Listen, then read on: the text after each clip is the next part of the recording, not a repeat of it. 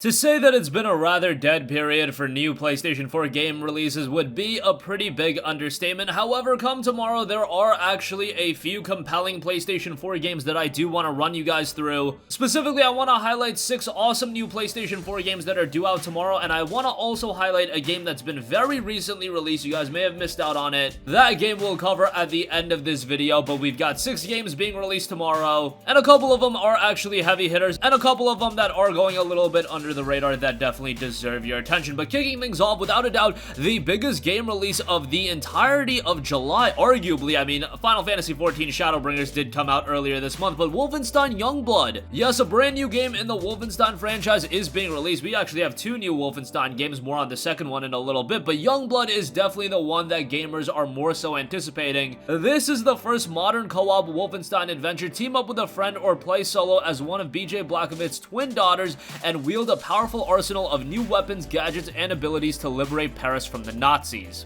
The game is set 19 years after the events of Wolfenstein 2. BJ has disappeared after a mission into Nazi-occupied Paris. Now, after years of training from their battle-hardened father, BJ's twin daughters Jess and Soph Blazkowicz are forced into action. The game will have you team up with a friend or play alone, level up, explore, and complete missions to unlock new abilities, weapons, gadgets, cosmetics, and more to complement your playstyle and customize your appearance. Wolfenstein Youngblood, while it is a smaller game than Wolfenstein 2 in terms of the budget standpoint, I mean, it is being released at $30, but Youngblood features the most open-ended Wolfenstein experience to date, from a new base of operations located deep in the heart of Paris catacombs. Plan how and when to attack and dismantle the Nazi regime. I think Wolfenstein has been one of the standout franchises of this generation. All of the Wolfenstein outings have been rather good. I look at Wolfenstein The New Order, Wolfenstein The Old Blood, and Wolfenstein 2 The New Colossus. All of those games have been rather good, and I'm hoping that it's followed up pretty well with Wolfenstein Youngblood. Again, while it is a smaller game, at $30, I think it will be a great pickup. And of course, cooperative play is a big emphasis on Wolfenstein Youngblood, and I should note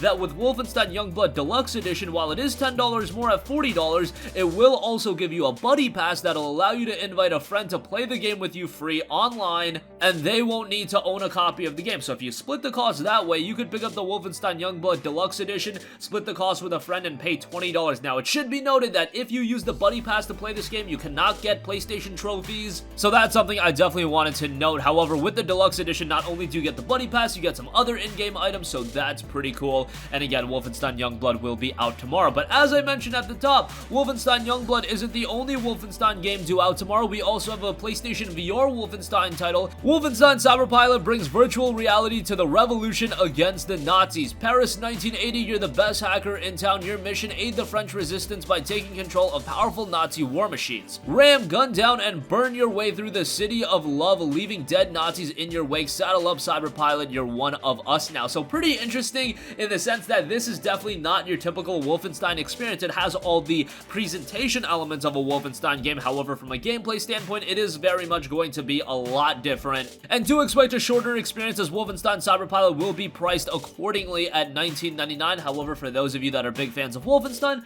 for those of you that have PlayStation VR, this is adding to an already super deep lineup of PlayStation VR titles, and VR's lineup continues to evolve and grow, and now you've got a major franchise in Wolfenstein also hitting it, even though it does so in a different style. I'm still excited to check out Cyberpilot, and it is due out tomorrow. Next up, we have Songbird Symphony. This is a game that I've been keeping a close eye on for quite a while, as it's an old school 2D adventure game, and it's a heartwarming journey of discovery as orphan chick Burb sets off to find his true origins. Follow this cheerful little bouncing bird who revels in singing, and guide him through this magical journey of stunning pixel art and gorgeous animation that shapes itself to your musical interactions. Chirp to activate platforms and sing to the residents of the forest, learning new notes to aid you in captivating rhythm battles against the creatures of this sprawling, enchanting world. It's a journey of self-discovery. Burb will come across dozens of cheery denizens with joyful and bubbly animations. Fly your way across areas rendered in beautiful pixel graphics as you learn more about the tales of the forest. Visually, a game like this is going to be up the alley of so many people. I know some people are just going to be off-put by the old school look, but I personally think Songbird Symphony is going to be a standout game, and it will be dropping July 25th. Next up, we have Alaia. Alaia is an interesting title that is pretty much getting no publicity whatsoever, but it has you experience the surreal story of Alaia. In the first-person sci-fi adventure, you play as a space scientist recovering your lost husband. Venture out on a curious interstellar journey full of devastating memories and startling secrets. So this is a game I feel like we've seen done in the past in terms of stylization and presentation. This reminds me a lot of a game like Tacoma.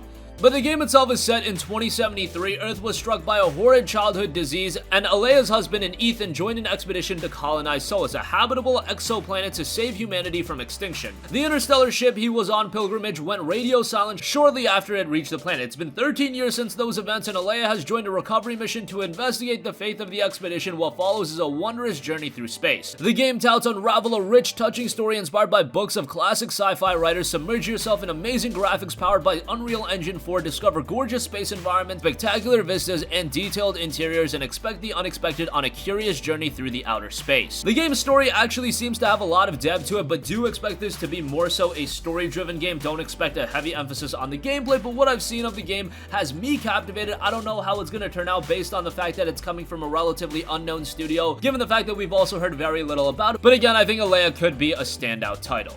Next up, we have Mighty Switch Force Collection. These puzzle games have been out on PC and Nintendo Switch for quite a while, but now it finally makes the transition to the PlayStation 4. And they're very charming games. Switch up the fun with 4 games as one. As Cybernetic Peacekeeper Officer Patricia Wagon, you'll use your platforming skills, puzzle-solving abilities, and special level-altering siren helmet to protect the people of Planet Land and smash enemies into the screen. Again, these look to be pretty charming puzzle platformers where you enter the mechanical shape-shifting dimension-switching world of the award-winning high-octane action puzzle platformer and blow crime away. These games have been received pretty well on PC, with Mighty Switch Force actually having a very positive reception on Steam and the game itself having an 85 on Metacritic, which is very impressive. So excited to see these ones also make a transition to the PlayStation 4. Next up, we have a very interesting fighting game in Fantasy Strike. Fantasy Strike has been an early access title on PC for quite a while, but now it's getting its full release, and it's touted to be a fighting game designed from the ground up to be so easy to control that even non-fighting game players can play it, yet deep enough to play in tournaments. Vibrant graphics and excellent online play. Now, that's a notion that's been reoccurring in a lot of fighting games where it has so much depth to it that it could be played in fighting games, but also it has a level of accessibility that could be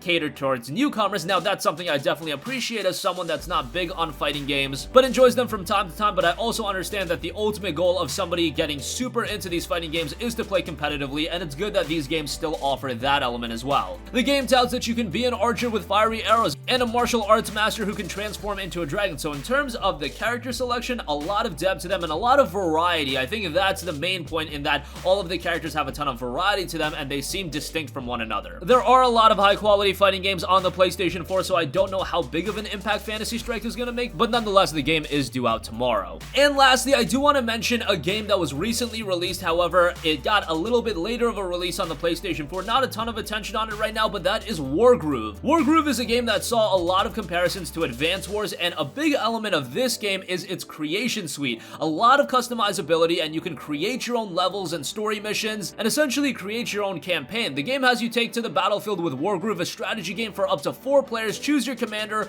and wage turn-based war on battling factions, design and share maps, cutscenes, and campaigns with easy-to-use editors and in-depth high customization tools. The game's been out on PC and Switch for a while. It took a while for it to make the transition to PlayStation 4, but it's been received very well on other platforms, an 82 on Metacritic, and a very positive reception on Steam. Just wanted to make note of that game being out right now as well. Priced at $19.99, and I think that's a very palatable price point given the style of game that this is, given all of the customizability options and creation options you have, and that offers a sizable amount of longevity to the game as well, so I definitely wanted to give that a mention. And that's going to conclude this video. While the summer period has been very quiet in terms of major PlayStation 4 game releases, this week we got games like Wolfenstein Youngblood, Wolfenstein Cyberpilot, Songbird Symphony, Wargroove, Switch Force Collection, Fantasy Strike. There are some interesting titles, and I wanted to round those up and let you guys know about them. That's going to conclude this video. Sound off with all of your thoughts in the comment section down below. Thank you for watching, and goodbye.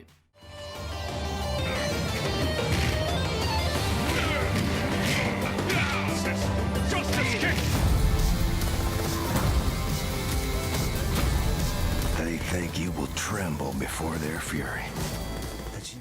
Hey guys, we hope you enjoyed the video, and if you did, make sure to hit the subscribe button, and if you're already subscribed, do us a favor and hit the bell icon. This way you'll be notified whenever we post a new video. That's the best way to keep up with all of our uploads, and we usually try to upload 2 videos a day. And with the bell icon hit, you'll be notified whenever we do upload a video. As always, thanks for watching.